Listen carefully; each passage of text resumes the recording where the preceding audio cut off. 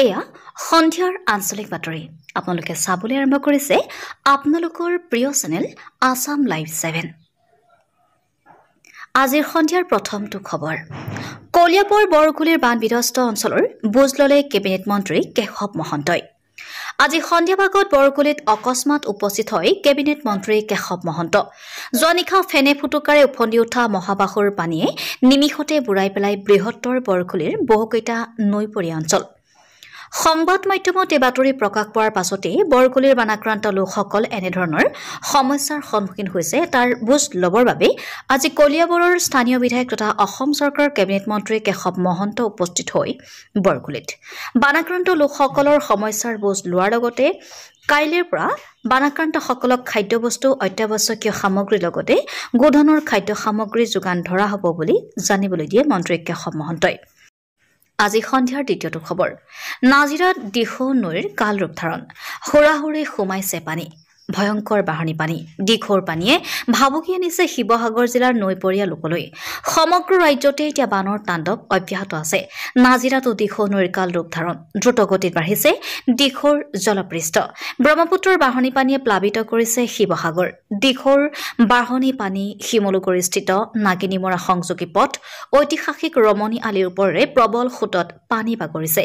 লগতে হুৰাহুৰে সোমাইছে পানী বিহুবৰ চাহ বাগিচাৰ কমল চাপৰিকে ধৰি বিস্তৃত অঞ্চল জলমগ্ন হৈ পৰাত এতিয়া স্থানীয় ৰাইজৰ মাজত তীব্ৰ আতংকই বিৰাজ কৰিছে। আনহাতে বিশুদ্ধ খোৱা পানী খাদ্য সামগ্ৰী আৰু শিশুৰ যাৱতীয় সম্পদ ঔষধ আদি নাটনিয়ে আতংকিত কৰিছে নৈপৰীয়া ৰাইজক। মন জিলা জলসম্পদ বিভাগৰ লগতে নাজিৰা মহকুমা প্ৰশাসন। আজি সন্ধিয়াৰ তৃতীয়টো খবৰ কলিয়াবৰত পুনৰ ভাঙিল হাতীমৰা মাথাউৰি ৰাইজৰ মাজত এতিয়া সৃষ্টি হৈছে হাহাকাৰ পৰিস্থিতি। কলিয়াবৰত আজি পুৱাই ভাঙিল সমগ্ৰ নগাঁৱৰ আয়ুস ৰেখাস্বৰূপ হাতীমৰা মাথাউৰি চিঙাৰ ফলত কলংপৰীয়া গাঁওসমূহ ইতিমধ্যে বানৰ কবলত পৰিছে। হাতীমৰাৰ ভঙা বান্ধ পৰিদৰ্শন কৰি কলিয়াবৰৰ স্থানীয় বিধায়ক তথা কেবিনেট মন্ত্ৰী কেশৱ মহন্তই কয় যে বিজ্ঞানসন্মতভাৱে নিৰ্মাণ কৰা বান্ধ কি কাৰণে ভাঙিল পৰৱৰ্তী সময়ত ইয়াৰ তদন্ত কৰা হ'ব। কিন্তু বৰ্তমান কলংপৰীয়া লোকসকল যাতে কোনো ধৰণৰ বিপদৰ সন্মুখীন নহয় তাৰ বাবে ইতিমধ্যে যাৱতীয় ব্যৱস্থা গ্ৰহণ কৰা হৈছে।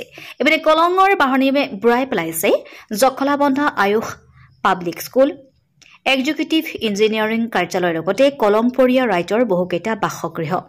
কলঙৰ বহন ক্ষমতা ইতিমধ্যে শেষ হৈছে। এতিয়া 2017 চনৰ কলিয়াবৰ বান বিভীষিকাৰ কথা ভাবি চিন্তিত হৈ পৰিছে কলিয়াবৰবাসী ৰাইজ আৰু হয়তো কেইটামান মুহূৰ্তৰ পিছতে জখলাবন্ধা চহৰৰ লগতে বহু অঞ্চল বানৰ কবলত পৰিব।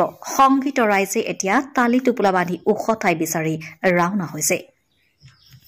আজি সন্ধিয়াৰ চতুৰ্থটো খবৰ অন্তিমটো খবৰ কলিয়াবৰ মিছাত পথ দুৰ্ঘটনা দুখন দুচকীয়া বাহনৰ মাজত মুখামুখি সংঘৰ্ষ এজন লোক গুৰুতৰভাৱে আহত লোকজন ৰেকা পাহাৰৰ কাছেম আলী বুলি জানিব পৰা গৈছে।